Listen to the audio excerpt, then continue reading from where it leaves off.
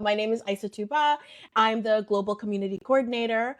And this is going to just be an opportunity for you to talk about yourself as a filmmaker, how long you've been with kweliTV, and just get to know your goals and like your kind of just an understanding of like who you are. And so we'll just start like with, introducing yourself, where you're from, living wise, and the type of work that you've done and how long you've been with kweliTV. Sounds good. All right. Well, thank you, Isotune. Thank you, Quelly TV, for this opportunity to be with you today. I'm Khalid White. I'm in Fremont, California, which is in the Bay Area, San Francisco Bay Area. Um, I am a filmmaker. I am obviously a filmmaker. I am an educator. I work in higher education. I teach African American studies and ethnic studies. I'm also an author. And I've been with Quelly TV probably about 6 years now, since maybe even a little bit longer, since pre-pandemic. Fan of kind of the work and all the different works across the diaspora that they are featuring and showcasing and broadcasting. And my own film, my first film, Black Fatherhood, Trials and Tribulations, is on Quelly TV and has been doing well. I think in 2025, if I'm not mistaken, we did about 65,000 minutes viewed, give or take, which was a jump from the previous year around 50,000. So, even though my film is a few years old, the subject matter is not, and obviously is reaching more people. And so I'm very appreciative of Quelly TV for giving me and us on the film a platform to speak about the trials and tribulations of Black fathers and families. And I'm super pleased with the continued momentum and the continued support from Quelly TV. Absolutely. And we are so glad to have you, just to say, like, Yeah, thank you. it's so cool to honestly hear about the numbers. I love that you included those numbers about Mhm. how Black fatherhood is doing on kweliTV, because it says a lot about like what people want to watch. Sure. And even when I watched it, I actually was like, oh my God, this is it's such a subject matter that not that many people talk about, but is so important, and it really like is so enriching to actually see it and hear Hmm. about it. Hmm. And I do want to obviously like talk more about that. I First, before actually going into Black fatherhood, you're a part of, I think, like a LLC, like not a LLC, but an organization called Yeah, Black Empower. Okay. correct. And you've been a part of that for 10 years now, correct? Yeah, I launched it, Black Empower, probably 2014, 2015. The numbers are escaping me, right? It's been so long. Mhm. Um, but, I wanted to create an opportunity to empower the Black diaspora Mhm. through mass media. So that's books, that's film, that's a little bit of music. And I started off by doing merch, right? Clothing and jewelry and things of that sort. So Black Empower, which is spelled phonetically BLKMPWR, right? We Mhm. do, kind of independent multimedia. So, to be perfectly honest with you, I said, so I was inspired. I might be dating myself, but inspired by Jet Magazine. At one Mm. point, Jet Magazine, they offered culture, fashion, music, kind of like a little bit of history, a little bit of culture, all that stuff kind of wrapped in one.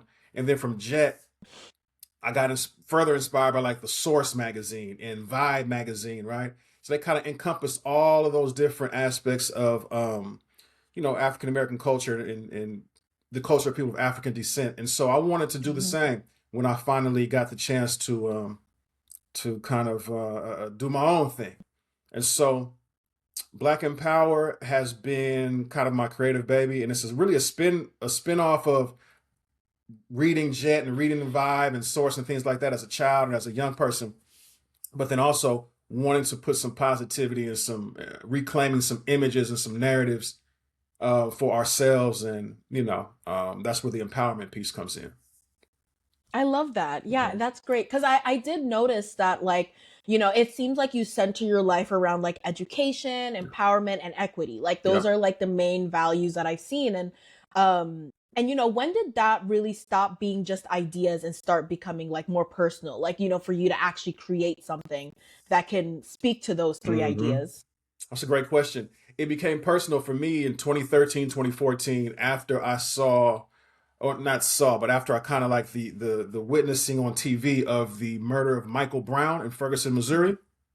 I want to say that was 2013, if I'm not mistaken. Mm-hmm. Maybe 2014. You got to forgive me. It's been so many state-sponsored police murders, and we see what's going on with ICE right now. And anyway, not to belabor the point, but once I saw the unfortunate killing of Michael Brown, who was 18 years old, unarmed, shot in his back with his hands up, so forth and so on. And he was on his way to community college, from my understanding.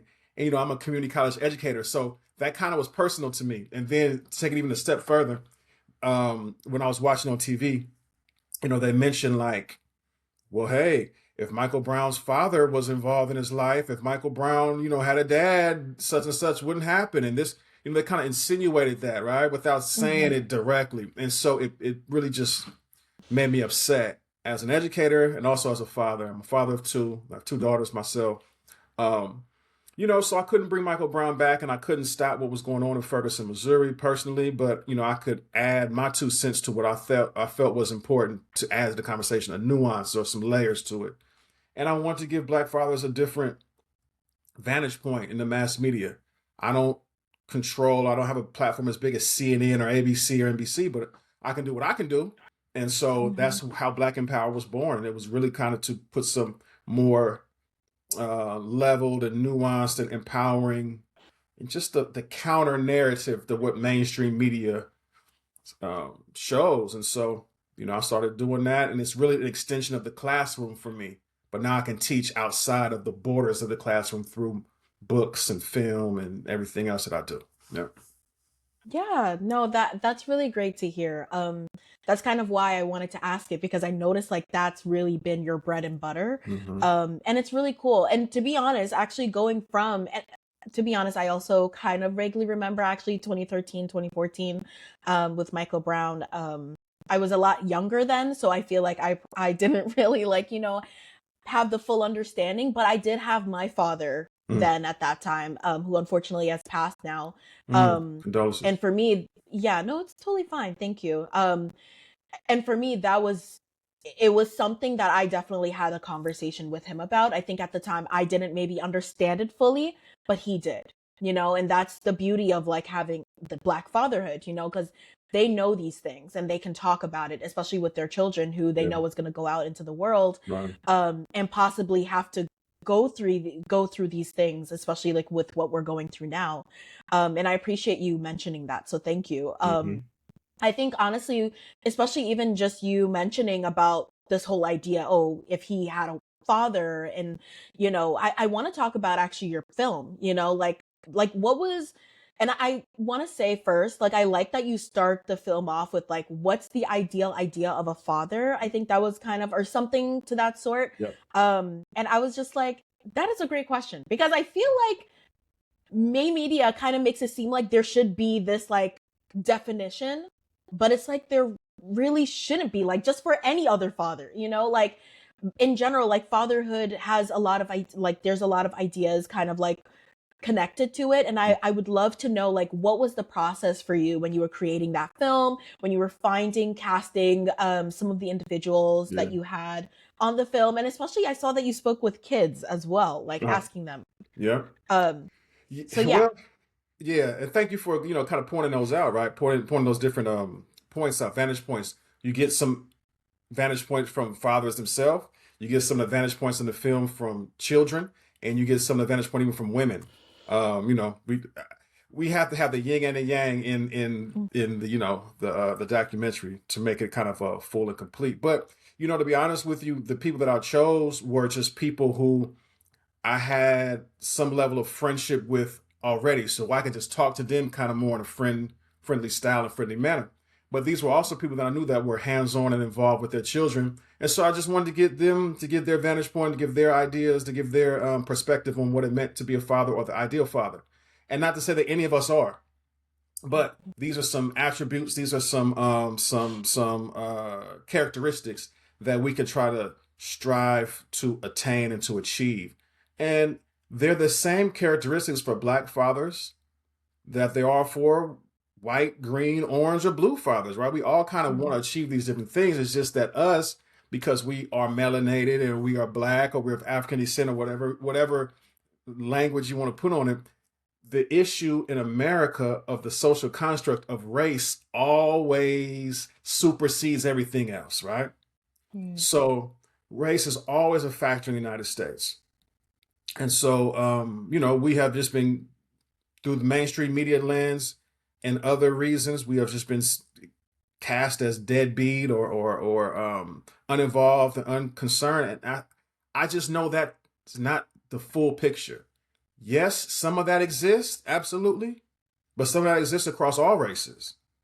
Yes, that is the truth for some people, but it's not the truth for all. So, we've all been kind of painting with a broad stroke brush, and it's just unfair. So I just want to kind of uncover a different perspective on the Black fatherhood scenario. And so again, I just went and talked with several brothers that I knew in and around the community that, I knew that were hands-on guys, but I knew that they also could provide their own unique perspective.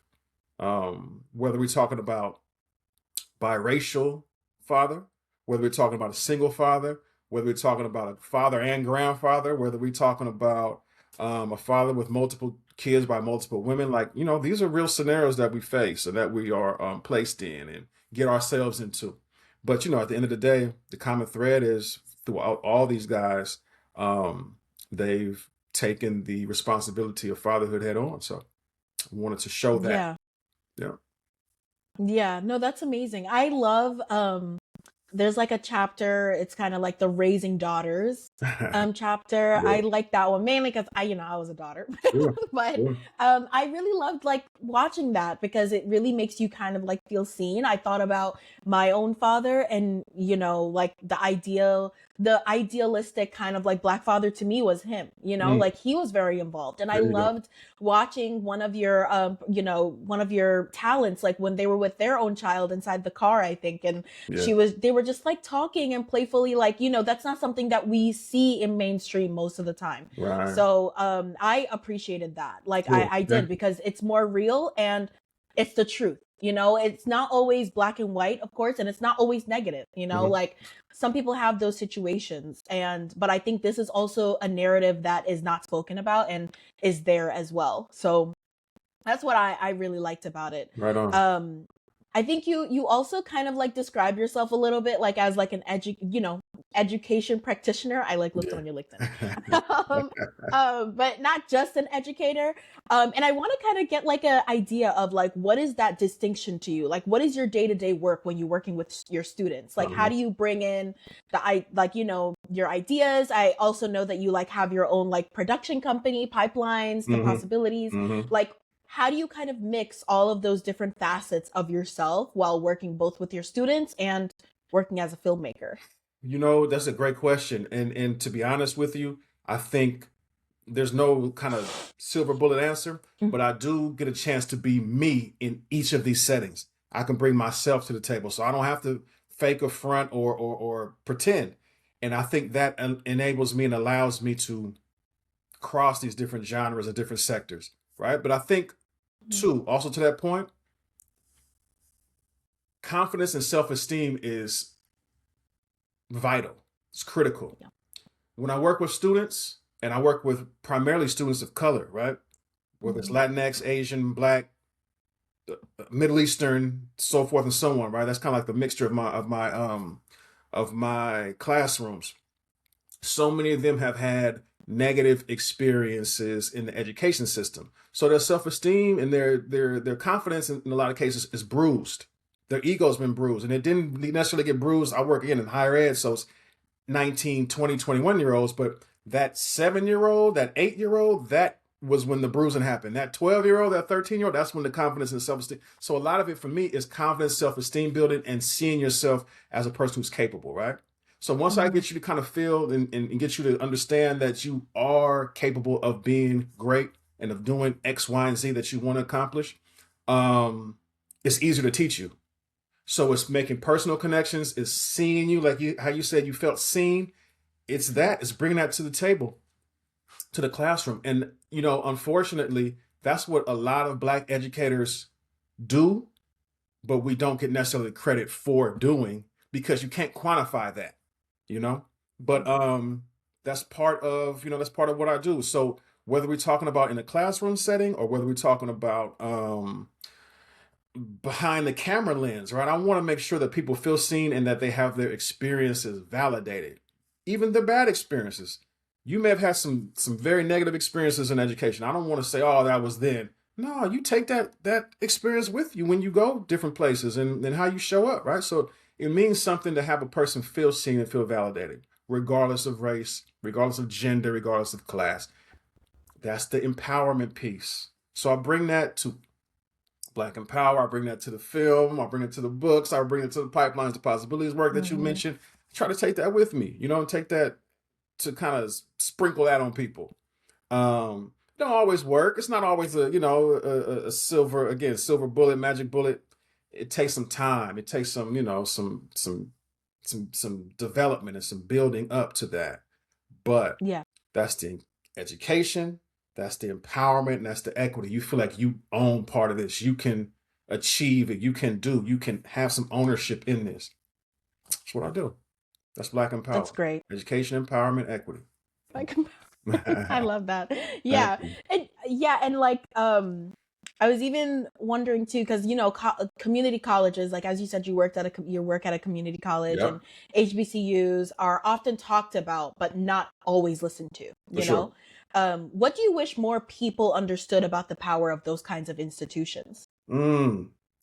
Powerful. That's where all the students of color are. In California, at least, you want to teach Black students, you want to teach Latinx students, they're at the community college level. That's where they are, kind of en masse. The HBCUs are so powerful because here we have these little bitty colleges, sometimes in the middle of the hood or sometimes in the middle of the country, but they provide and produce all of this talent, this intellect, all of the professional and middle class kind of aspirations of the African American community, or upper class aspirations, right? They kind of come out of the HBCUs, and they've been doing that for hundreds of years. And so, as an HBCU alum myself, and then now as a community college educator, I get a chance to kind of merge these two entities together. But what I learned in the HBCU is about the self-esteem building, the relationship building, the character development, and then you can educate. It worked for me, so I'm kind of bringing some of that sauce to the California community colleges, right? And I'm seeing it work for some of my students there. So, I'm a benefactor of the HBCU experience. It really helped me build the self-esteem and the confidence and that type of thing. And I can appreciate it much more now that I'm decade now removed from it, right? But again, as an educator, I wouldn't be half the educator I am without the HBCU experience, because I actually started volunteering with little kids in the HBCUs in Atlanta. And I love that experience so much. I knew that I wanted to go into education kind of as a full-time experience at some point. And here I am. So anyway, I don't want to get too deep back into memory lane, but the California community colleges are a very unique kind of engine of California's economy and California's kind of growth and development. The California community colleges are like a hidden gem. They're hidden in plain sight. Same with the HBCUs. They're hidden in plain sight. They are, they create some very powerful engines of growth. Yeah. Yeah. Okay. No, honestly, that's what I was so I'm wondering, especially with your work and what you're doing, especially as an educator, I just realized, do you ever have your students, have you ever had your students use the space with you at, to be their own transparent and vulnerable selves, to tell their own stories? How do you usually try to help them with learning how to value their own voice? Well, it's in the relationship building for me. Yeah. I first try to help them build a relationship with them. And it just starts off as a teacher-student relationship that, it's a lot of times students have never had a Black teacher, at least in California, even our Black students, I've never had a Black teacher. So I take that opportunity very seriously, because I could be the first, I could be the only that they ever had. And I want it to be a positive experience as best I can. It's not always going to be peaches and cream, but the respect and the kind of the self-esteem building and relationship building can be there if they have to be open to it.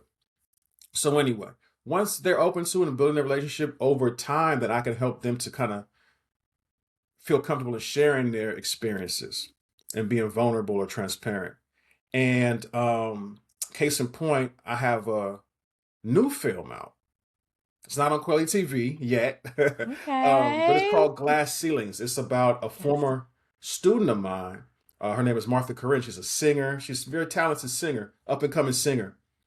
But she was a student of mine 10, 12 years ago. And now I'm able to kind of work with her more at an adult way to kind of help her to share her voice and her talents in terms of speaking and public speaking and singing and gracing these stages and things. She's a real talented and very extroverted, right? So I knew she had like star Mm-hmm. potential to me, star quality.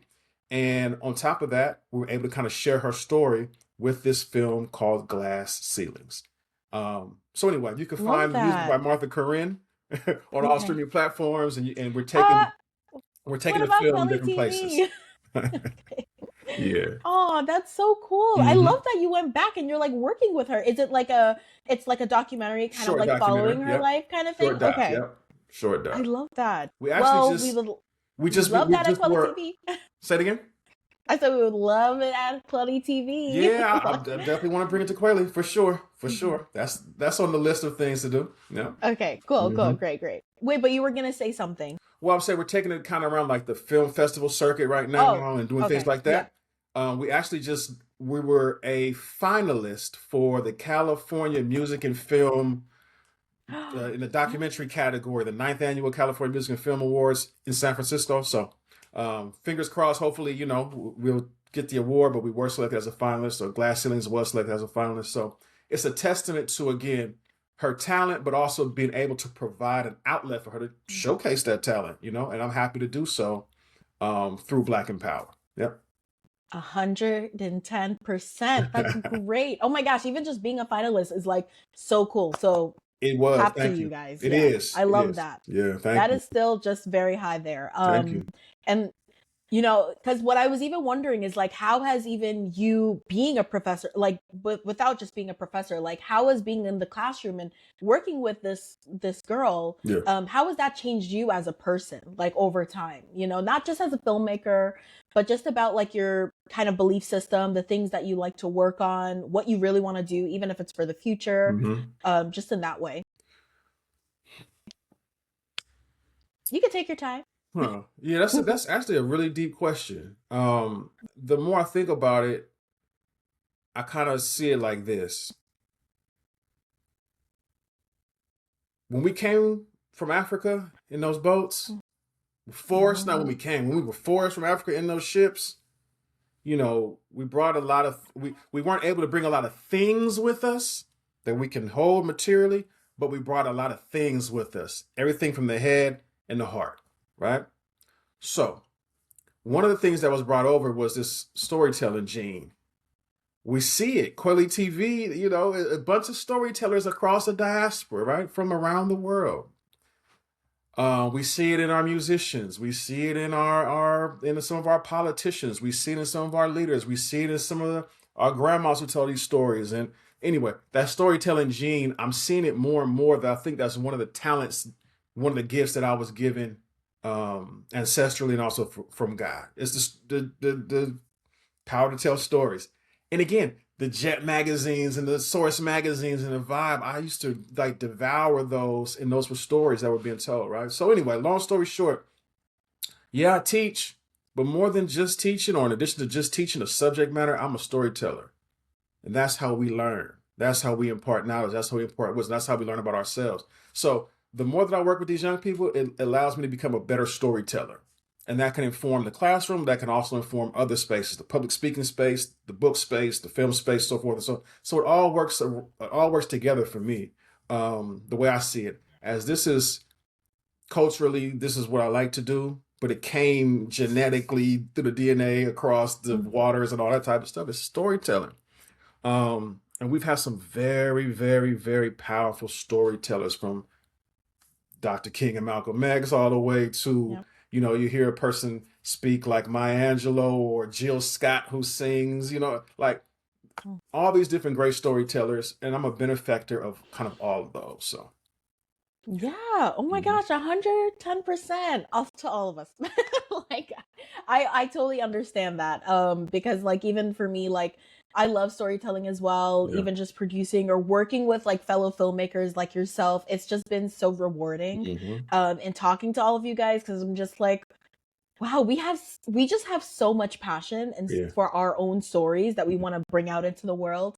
I was even thinking as you were talking, I was thinking about Ryan Coogler. And Woo! yeah, I know, right? Yeah. I was just thinking that because it's just the way you're speaking. It's like, even from, I don't know if you've watched Sinners, but like just the way that whole scene goes with the music and Yep. just the history that he put into it was just so phenomenal. Yeah. And I literally see that here as you're speaking, like just Mm. talking about it. And like, that's kind of what I was imagining a little bit in my Okay. head. I'll take Yeah. that. So look, are Right. you putting me and Ryan Coogler in the same sentence? I I don't. will take that. I honestly, you should take it, because it's the way we speak. It's the way we speak. Yeah, I'll take that, man. um, That young brother, man. I'll just say one quick thing about him.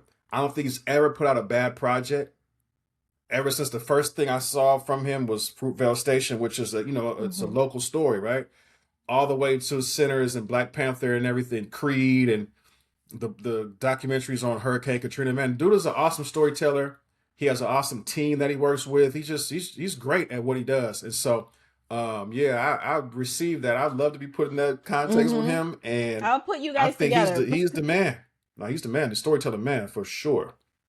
Yeah, I think the more it's less about the notoriety. I Hmm. think it's more about that passion, Yeah. and that's what I feel from you, and that's what kind of the reason, like, Okay. I because I appreciate feel like that. at the end of the day, in on the back burner, like just behind the scenes, I feel like it literally is two and two. Like Mm. you both have probably the same ideas, empowerment, black empowerment, Hmm. telling our stories. That's really the gist of it, and that's what we have to like consistently always put ourselves first and Yeah. showcase those stories, especially like you talking about the whole, like, that is what we brought here. Our heart and our, our Yeah. stories and the Yeah. ideas, Yeah. um and I was just wondering, so like I also saw that you, like, I don't know if I'm going to say this right, but the Imuja program. You have some good questions. Thank you. Yeah, I was trying absolutely. my best. I Absolutely. did my, I had to like No, you did some sleuth. homework. Yeah, you did some homework. Students, to be honest with you, in terms of like resilience, I think some of our students today are some of the most resilient people because change is in the hands of these young people. And they have, especially over the last 6 or 7 years, so with the pandemic and all that, they've been resilient, showed their resilience in a lot of different ways that I didn't kind of maybe not appreciated prior to. Mhm. But um, you know, working with young people, it kind of keeps me on my toes because they always change and they keep you. They're constantly changing and evolving, and they keep you having to change and evolve right along with them in order to be relevant, Mhm. in order to remain relevant. I might Yeah. not know all the latest rappers. I don't. I might not listen to all that latest music. I don't. But at the same time, I have to understand a little bit of the lingo and the context in order to be able to reach them in a certain way that hits them where they want to be, what touches them where they want to be touched, right? So we have to Yeah. be able to speak a certain language. Um, and so in terms of the resilience, the brilliance, and the greatness that these young people possess, man, it's there. They have to kind of like get some help and some coaxing and some coaching in terms of like mining it and getting it out, right? But it's kind of intrinsic in a lot of them. Um, but again, it's the relationship building, it's the self-esteem building. They start to be able to grab a hold of their own greatness at a certain point. So, I'm just a kind of like a supporter of that. And that's what these young people have kind of taught me. Like, hey, man, everybody has a story to tell for sure. And everybody has a certain level of brilliance that they come to a classroom or they come to a campus with. And I'm going to help bring that up, bring that out. I love that. Mhm. Yeah. I think it's because I really appreciate the way you connect back to the idea of being a professor, you know, being an educator Yeah. and being a filmmaker and a storyteller. You know, Yeah. I love that there's like that bridge for you and that it literally is like kind of going back and forth with one another. And that's really great because I feel like one of the biggest things I've always appreciated are teachers, like in general, professors, teachers, because you don't know how much they deserve so much grace and so much awards because Thank you. of what they do with students. Yeah. It's just amazing, you know, like Amen. right. Like literally the pay raise needs to go up. But Well, yeah. hey, look, I agree. And I Mhm. agree. Not only do we deserve better pay and better treatment, I think that the way that the kind of the how can I say this? The way that America has changed. At one point, there was a high regard for teachers and counselors and educators, right? There was, particularly in the Black community. That was like you were a teacher, you were somebody, right? That was a great profession to have, and it still is. But I think that over time, the appreciation for what we do, the appreciation for what we do has declined and decreased and diminished. On top of the pay has declined and decreased and diminished. On top of the fact that people don't value the profession of teaching and educating anymore. It's more about you know engineering and tech, at least out here, engineering and tech and getting into high paying positions. And there's nothing wrong with wanting to make money. There's nothing wrong with being an engineer or a person that's in tech or Google or whatever the case may be, Microsoft, Facebook, all that, right? That's great. That's what you want to do.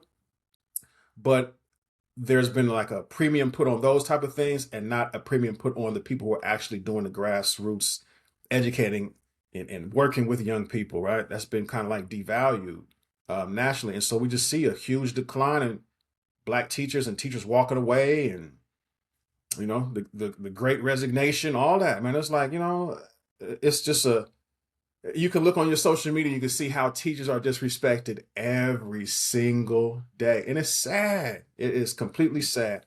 But I think when we start valuing the people that kind of do the hard work, whether it's teachers, whether that's your preschool teachers or your early child educators, whether that is your people that work in the lunch lines and people like, your service workers, like when we start getting back to maybe appreciating some of those people a little bit more, I think overall we'll be in a better shape. But anyway, let me get off my soapbox. Agree. No, I agree. Yeah. Okay. Like you're talking if I could call up Trump or something, I mean I I would, but I don't think he cares. I don't know if he cares enough, to be perfectly honest right. with you. Right. No, that's so true. And I feel like that's really the disappointing part, but what you're Yeah. doing is still amazing. And I feel like it's great that there's other teachers, other professors, other educators who are still feeling like it is worth the fight, you know? Yeah. Because at some point at some point you never know, it really will change, For you know? sure. And obviously those students are going to utilize whatever those lessons are that you've taught them. And I think that, again, the value with Black educators and Black male educators is, and I can speak for myself, right? Myself and others, we are father figures. Mm-hmm. So that goes again along with this idea of Black fatherhood, trials and tribulations. Even if I haven't birthed you as a student, I didn't give birth to any of those. Well, I didn't. I didn't give birth, but I didn't help conceive any of those kids, right? But at the same time, especially now that I've been in the profession for a while, they have, some of them look to me like an uncle or a father figure. And at first I was kind of hesitant like that. Hey, I'm not that old, man, But now I take it as a badge of honor. So part of that comes with, again, the unwritten parts of the contract. Like, hey, they're going to look at you like a father figure or like an uncle or like and how I used to push back on that. But now that's something to be commended and something to be celebrated. So again, that goes along with the Black fatherhood things, goes along with the teaching lessons thing and trying to give wisdom. All that is merged together for me. Yeah. No, that's definitely true. And I feel like throughout this conversation, honestly, I feel like you've already kind of answered this a bunch of times. Okay. But since we're kweliTV, Yeah. and kweli means truth in Swahili, and Yeah. just really quickly want to be like, what does truth mean to you? Like, how do you bring your own authenticity as a creator? Another great question. Well, I put it to you like this. There's a couple different ways that I bring truth. I put myself, my honest self out there in telling these stories. Even if the story's not about me. I've never really told a story that's about me. It's about Mm. us, right? As a collective, as a community. So I impart some of myself into some of the stories that I get a chance to tell, some of my truth. Okay. For one. For two, as a truth, I'm not doing anything I don't feel passionate about. And I don't feel convicted. I'm not, the story of the swimmer who swam. That's somebody else's story to teach. That's not my truth. That's not my story to tell. So I'm not going to I'm not going to uh, misrepresent my truth in any way, and I don't have to. You know what I mean? Like, this is something that I get to be passionate about and creative with. And it has to be truth in it for me, or experience in it for me, to be able to be uh, a supporter of it, and a believer in it. And otherwise it's fake. You know what I mean? So, and then my truth, I get a chance to kind of tell a counter narrative to what the mainstream media presents. I get to tell my truth authentically and be myself in a number of different ways. And so, again, it's very gratifying, satisfying, and it's authentic. And so, I appreciate kweliTV for being able to give us the platform to tell our truths across all these different films and all these different animated series and all the things that they offer, right? These are our truths. And it's different from Tubi. And not to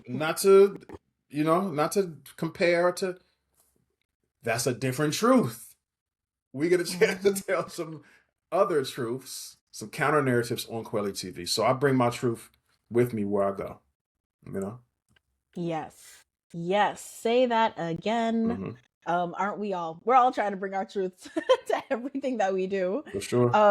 Well, I mean, this is like the last question, Uh-huh. because this has been I appreciate you talking with me today. But we want to know, obviously, like, what other things you're working on Yeah. future wise, any other developing stories in general, or even for as an educator, anything Yeah. else you're doing. And then where can people find you? Yep. Well, where people can find me is my website. It's Black Empower, BLKMPWR. I'm also on LinkedIn, pretty heavy. Khalid, KHALID, White.